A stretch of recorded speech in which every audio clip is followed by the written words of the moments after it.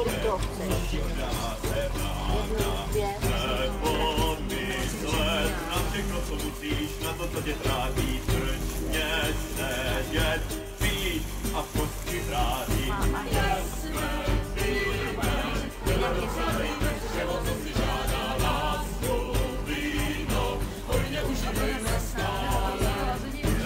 Janík můj zlatý, tam jsou ještě stěhněnka.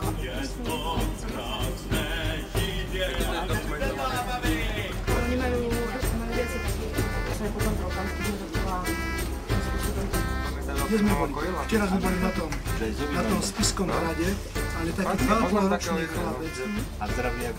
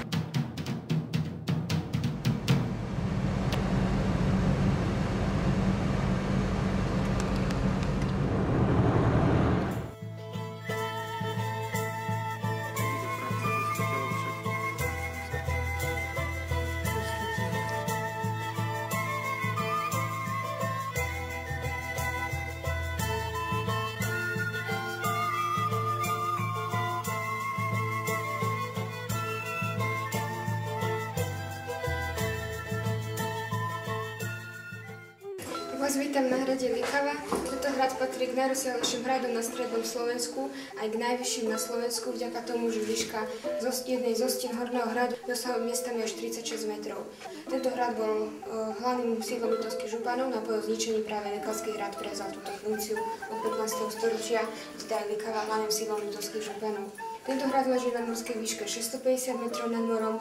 Dal ho postaviť magister Rytier Domč, zvolenský župan, ako strážny hrad na krajinskej ceste do Poľska v 30. a 40. rokoch 14. storočia. V rokoch 1431 až 1434 tu bola významná husitská pevnosť. Husické obdobie hradu, tých 4 rokov, čo tu boli husiti, bolo obdobím prosperity aj pre hrad. Naďalej ho opevňovali a zveľaďovali. Napokon, keď po bitke pri Liplanoch došlo k zmene politickej situácie, boli zatlačení z územia Liptova. Hrad získal za zásluhy hneď na to v roku 1435 Jan Huňady. Tú bránu, ktorú ste prešli teraz, dali budovať spolu s cestou až neskorší majiteľ hradu, grof Gašpar Iležházy v 17. storočí. Hrad sa delí na 3 časti, to znamená táto jedna brána, druhá brána a ešte horný hrad. Keď sa zatvorili tieto brány, rozdielili sa na 3 časti, preto ho niektorí nazývajú aj trojčasťový hrad. Tú podobu, ktorú má teraz hrad, nadobudol najmä v 15. storočí a na začiatku 16. Prevažne to neskorá gotika a renesancia, ale tie najzávažnejšie úpravy vykonal Jan Pekry, ktorému vďačíme za to, ako hrad vyzerá. Z tých významnejších majiteľov tu boli ešte Zápolskí alebo Iležházijovci, ktorí dbali najmä na funkčnosť hradu. No a potom poslední majiteľia hradu Tekeliovci, iba tí tu aj bývali. Štefan I. Tekeli, ktorý ho odkúpil, zomrel a zdedil hrad jeho syn, tedy len 19-ročný Štefan II. Tekeli. Taký najvýznamnejší počin pre hrad bolo, že dali vybudovať hradnú studňu. No a vraví sa, že vybudovanie tejto studne vyšlo trojnásobok ceny celého zámku, ako vtedy stál. Voda sa v nej nikdy nenašla. Tak ako sa zaslúžili o rozvoj celého hradu Tekeliovci, bohužiaľ sa zaslúžili aj o jeho zánik. Posledný majiteľ hradu Štefan II. Tekeli zúčastnil vešeného sprisahania, ktoré bolo odhalené kráľom. Sám Štefan II. Tekeli zomiera v tomto roku na Oravskom zámku. No ešte čo sa týka povesti, jedna z najznámejších hovorí o tom, že tu bol väznený Jánošík. Či je to pravda alebo nie, sa nevie. Oficiálne proti tomuto, že Jánošík bol chytený, bol popravený v roku 1713, čo bolo 6 rokov potom, ako bol hrad zničený. Na druhej strane, keď berieme do úvahy, že niektoré hrady ešte aj po svojom zničení slúžili ako väznice, a keďže Jánošík bol chytený po povesti tu blízko v Váskej Dubovej a bol popravený Mikuláši, takže po ceste, keď ho prenášali do Mikuláša, mohol inú dobu byť aj tu. Hovorí sa aj o poklade, ktorý je tu dodnes zakopaný. Podľa povesti tu dodnes stráži tento poklad duch zavraždeného sluhu, ktorý nikomu nedovolí, aby ho našiel.